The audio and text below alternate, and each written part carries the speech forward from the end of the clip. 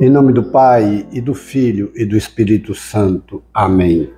Ó Espírito Santo de Deus, conceda-nos a graça de compreendermos a palavra do Senhor e a docilidade de acolhê-la em nosso coração. Nossa Lex Divina com o texto de Lucas 21, de 20 a 28.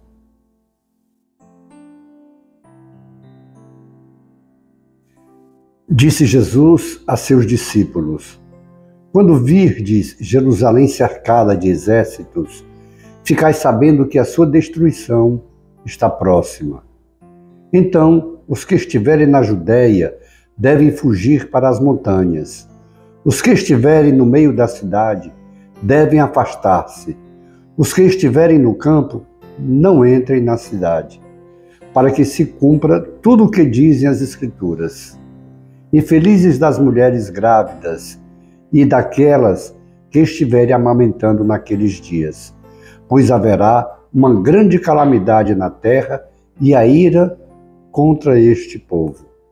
Serão mortos pela espada e levados presos para todas as nações, e Jerusalém será pisada pelos infiéis, até que o tempo dos pagãos se complete. Haverá sinais no céu, na lua e nas estrelas. Na terra, as nações ficarão angustiadas com pavor do barulho do mar e das ondas. Os homens vão desmaiar de medo só em pensar no que vai acontecer ao mundo, porque as forças do céu serão abaladas. Então eles verão o Filho do Homem vindo numa nuvem com grande poder e glória. Quando estas coisas começarem a acontecer, levantai-vos e erguei a cabeça, porque a vossa libertação está próxima. Palavra da salvação. Glória a vós, Senhor. Nós precisamos compreender o texto, que é o primeiro passo da nossa oração, no seu contexto. Jesus foi enviado para a salvação de toda a humanidade. Jesus foi enviado para a salvação eterna, para a vida eterna. E era a promessa que o Pai havia feito através dos profetas. E nos últimos 300 anos, isso tinha se evidenciado muito, a vinda do Messias. E a vinda de Jesus é o cumprimento da palavra do Pai, da promessa do Pai, da profecia que foi dita por todos aqueles que foram enviados por Deus e não acolheram Jesus. E não acolheram Deus.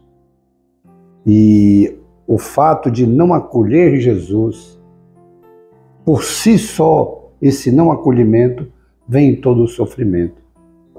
Porque o acolhimento de Jesus, não só para aquele povo, mas inicialmente a partir daquele povo que era a promessa que viria a partir dele. Mas os seus não o receberam. Pelo contrário, aqueles primeiros escribas, fariseus, doutores da lei, que eram os primeiros a saberem, aspas, fazer a leitura dos sinais, não fizeram. Jesus fala hoje da consequência de não acolher a ele. Não é Jesus que manda o castigo. Não é Deus que manda o castigo. O castigo, ele é consequência de toda ação maléfica, de toda falta de acolhimento do bem. Foi a falta de acolher a Jesus Cristo, de não acolher Deus, que iria modificar toda a mentalidade, iria modificar todo o pensamento. Ao fato de não acolher Jesus, o sofrimento continua. Aqui, os seus compatriotas, aquele povo que ele constitui e do qual ele nasce, não o acolhe, não o recebe, não o aceita. Jesus faz agora aqui, de uma maneira especial, nesse momento aos seus discípulos. Vai sim acontecer aquilo que as profecias diziam.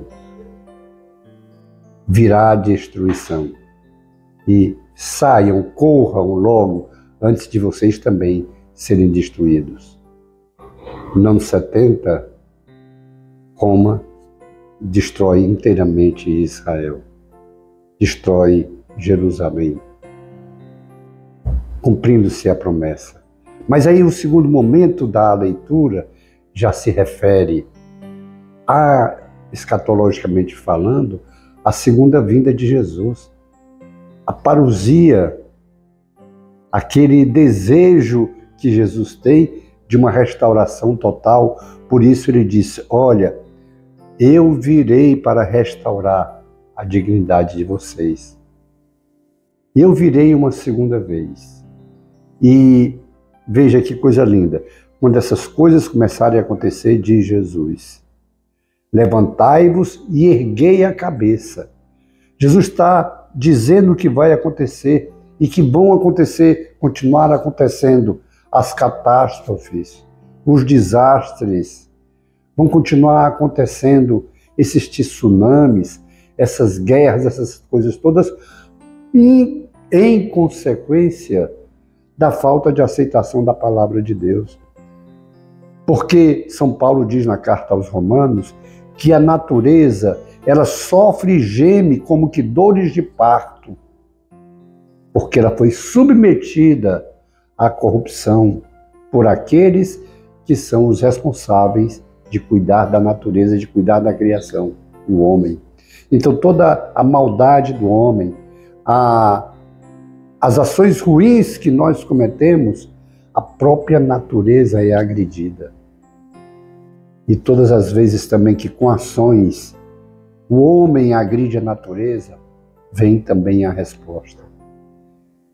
Mas mesmo diante de todos esses sofrimentos, de todas essas catástrofes, de tudo isso, Jesus diz: levantai-vos e erguei a cabeça, porque a vossa libertação está próxima. Jesus está mostrando que mesmo que se seja alvo dessas catástrofes, dessas calamidades todas, de guerras, de tsunamis, de maremotos, de seca, de cheia, mas esse não é o fim. A nossa libertação está próxima, porque mesmo que não seja exatamente no final dos tempos, a gente já tenha morrido, vai ter o nosso encontro com o Senhor e será para nós uma libertação, desde que acolhamos a palavra do Senhor. É necessário acolher a palavra de Deus, porque se nós acolhermos a palavra de Deus, ela nos fortalece mesmo diante da tentação. A palavra de Deus nos fortalece mesmo diante das dificuldades, das enfermidades. A palavra de Deus nos fortalece para enfrentarmos todos os problemas com serenidade, com sabedoria, com lucidez, com determinação, com esperança. Não é a nossa revolta que vai fazer com que deixe de acontecer tudo isso. Não, não é a nossa revolta, mas a nossa docilidade, a acolhida à palavra de Deus, nós começamos a viver de uma maneira diferente, a olhar para o próximo de uma maneira diferente e confiança em Deus, esperança em Deus. E Ele nos fortalece, e Ele nos renova, e Ele nos prepara para os embates, fortalecidos pela sua graça, fortalecidos pelo seu amor, fortalecidos por essa esperança de vida eterna. Façamos então um compromisso agora diante do Senhor, de nos colocarmos inteiramente dóceis à sua palavra, ao seu evangelho. E aí, esse último versículo da leitura de hoje é um consolo para nós. A vossa libertação está próxima. Depois disso, contemplemos as maravilhas do Senhor em nossas vidas. Glória ao Pai, ao Filho e ao Espírito Santo, como era no princípio, agora e sempre. Amém. E pela intercessão da Sagrada Família de Nazaré, abençoe-nos o Deus Todo-Poderoso, o Pai e o Filho e o Espírito Santo. Amém. Face de Cristo, resplandecei em nós.